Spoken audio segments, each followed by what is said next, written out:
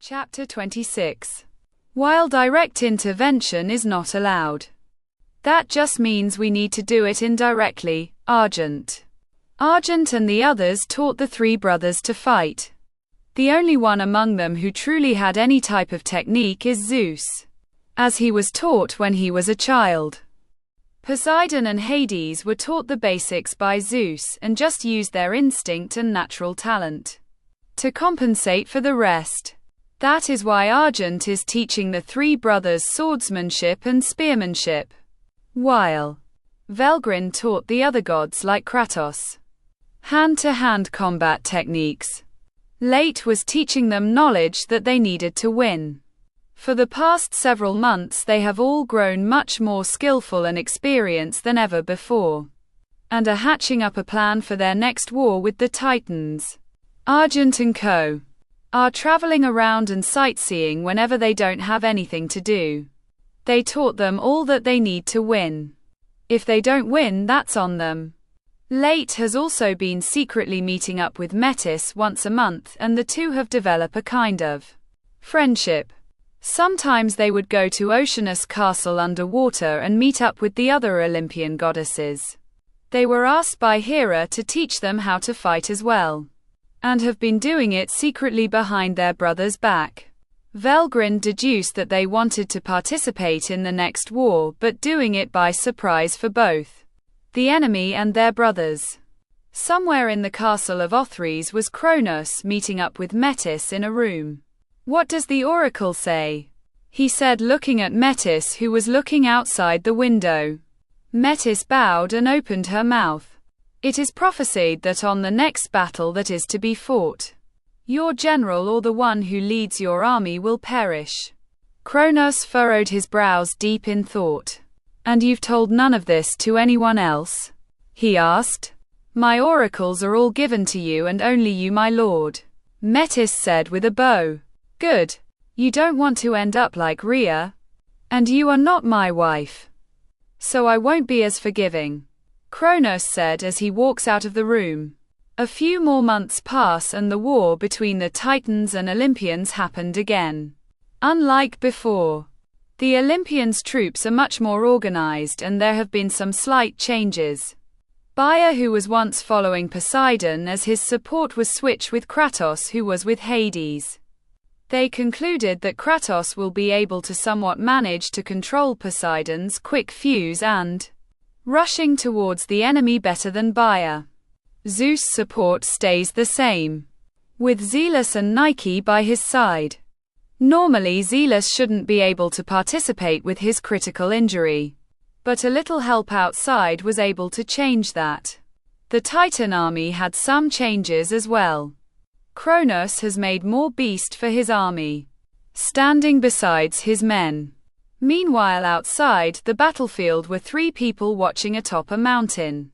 Using their perception, it was very easy to see below, though they didn't really pay much attention to the war and were having a simple picnic as they chatted with each other. "And that's why I find them fascinating," Argent Sama Late said with enthusiasm. She has been getting very invested in the Titans and gods' origins. So they are manifestation instead of natural beings, you say?" Velgrin stated, trying to follow the conversation. "Yes. There seems to be like a minor system in this universe. Something like a branch of the voice of the world or a mini variant of the system. Because the birth of the Titans are too perfect," explained Late as she held her sandwich and took a bite. "I guess that is true. After Gaia was brought here and the others, their children coincidentally were the necessary concepts to better form their universe. Gaia made Uranos, sky; Pontus, sea; Aureus, mountain. Not to mention Gaia's children with Uranos and Pontus, Nyx, night; and Erebus, darkness. Had a lot of children, the most noticeable are Hemera, day; and Aether, light. That opposites them. Thanatos, death; Hypnos, sleep; Gyrus, aging; and Philotes, affection. or important as well.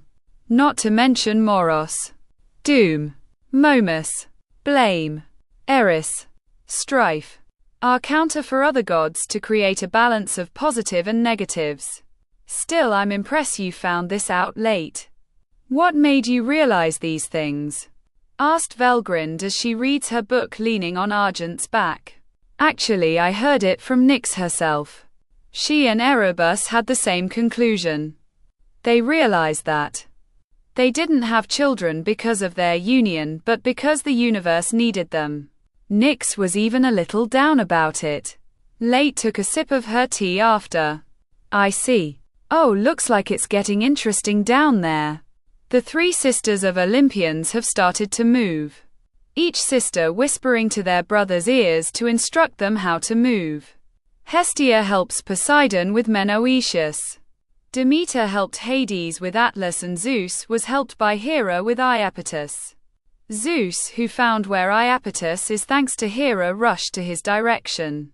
Zeus jumped of the chariot, slashing at Epimetheus, almost cutting his head. Luckily, Prometheus blocked the blow.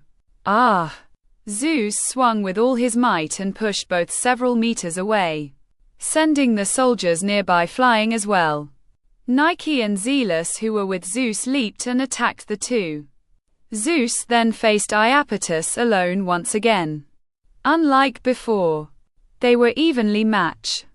Each swing of their weapons were countered by each other. Iapetus was surprised to think the person he fought before is now able to fight with him in even ground with enough technique and skill to match him. As they fought for several minutes, trading blows at the speed that onlookers couldn't catch their movement, Iapetus lost his footing for a fraction of a second, which was enough for Zeus. He pushed his sword towards Iapetus' chest, impaling the Titan. The world seemed to stop as a thunderous sound was heard all over the battlefield. Zeus removed his sword from Iapetus' chest, and he fell to the ground. From his back came out his sprit, a light floating in air. Styx, who was with Thanatos fighting Hyperion, Coeus, and Creus, went closer and transformed herself into a dark river in which sucked in Iapetus and dragged him to the ground, bringing him to Tartarus. Right on cue, the three sisters, Hera, Hestia, Demeter, army rushed forward, revealing themselves as they were once hidden by the fogs and mist. The army of the Titans slowly retreated by the Olympians' army. They aren't following them, Velgrind commented as she saw that the Olympians stopped following the retreating Titan army. Is he confident for next time? Or is he cautious of a last struggle if they follow? Late worded her speculation. Well, we'll find out soon enough. More importantly, Kronos has been busy, huh? Said Argent as he looked towards the direction of Mount Olympus. The poor things. Yeah. Late and Velgrind pitied the gigantes that were guarding Mount Olympus. They were getting slaughtered by Kronos. Once he was done, he disappeared into thin air, leaving behind the carnage he has done. Speaking of slaughter, how is it? Velgrind closed her book and looked at Argent. Tilda, no. Nothing. I do sense the souls gathering to me, but no sign of evolution. Maybe because they aren't humans? Didn't Guy said that he killed the human nation? Velgrind added her theory. What's the difference anyway? Quote, well, from what I could analyze for now, since monster and spurt souls are more based on magicules, they can't be seen as good nutrients. Unlike human souls that have less magicules on their body and focuses more on their will, ego. Late answered. At least that is what I could conclude. Well, even if not good nutrients, they should still be able to make me evolve if given the right amount. How many do you have? Quote, well, from my centuries of accepting requests from humans, around 2,000 human souls. As for the ones down there, I have more than 11,000 souls from the minor gods. Satyr. nymphs, etc. And they aren't enough. Quote, maybe it's not just souls. What if there is still another requirement that you haven't met? That's true. The Olympians returned to their home with surprise in their faces as their fortress was destroyed. And the guards killed. Once they found out who did it, they mourned for the dead and celebrated their victory in their war. Meanwhile at Mount Othrys, Kronos gave Iapetus position to his son Atlas, in which he accepted the Titanesses, Metis, Thebe, Thea, Themis, Mnemosyne, Selene, Leto, and Eos all went to the room. The Titans took a step back for them to enter. My lord, we know of why you have lost this war. Metis, the one who leads the Titanesses, said. It is because of the Olympian women that came and supported the three brothers that they have won. Tilda, I wasn't there myself. Can anyone here attest for what she says? Kronos looked to the Titans one by one. Hyperion shrugs. Coeus and Creus shakes their head. The others held neutral expressions. They all had one thing in mind. There is no way that the women are the reason for the win and lose in war. It seems you don't have any proof. What do you want to do? Kronos asked. We wish to participate in this war. Metis replied. Kronos stood up from his seat and went to face Metis. Your jobs are to watch the stars and take care of the fires. Leave war and governing to the Titans. Kronos stated in a very deep voice that would send shivers down normal people's spine. As the Titanesses dejectedly walks towards the exit of the room, another voice was heard. When can you see, my lord, that we are not winning this war? The Olympians has beaten us this time and have killed your brother and brought his soul to Tartarus. The Titanesses will make powerful ally. Prometheus said. All of those inside the room all knew that Prometheus went too far.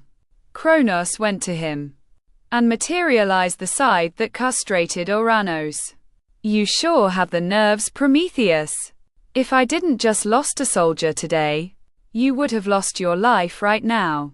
Kronos said with the blade of his scythe at Prometheus' neck. Prometheus held his breath. I am terrible sorry, my lord. The grief has taken over my judgment. Metis, bring this brat with you. For the next battle he shouldn't be a fool like he is now. Or you will be punished, not him. The Titanesses then went out with Prometheus in tow. Prometheus then met with Metis one-on-one. He noticed the way Metis worded her request to Kronos. Did you plan to get rejected from the start? What are you planning at? Prometheus glared at her. She stood firm, looking directly into Prometheus' eyes. Kronos will lose this war. If he continues to ignore the facts, then yes, Prometheus agrees with Metis. Metis shakes her head. It is not an opinion, she explained. Prometheus was wide-eyed. He got closer to her. This has been foretold. Does he know this? Are you betraying us for the Olympians, Metis? He whispered in anger. It is his decision to ignore our help. It is his fault for whichever result this action may take him. Even more so.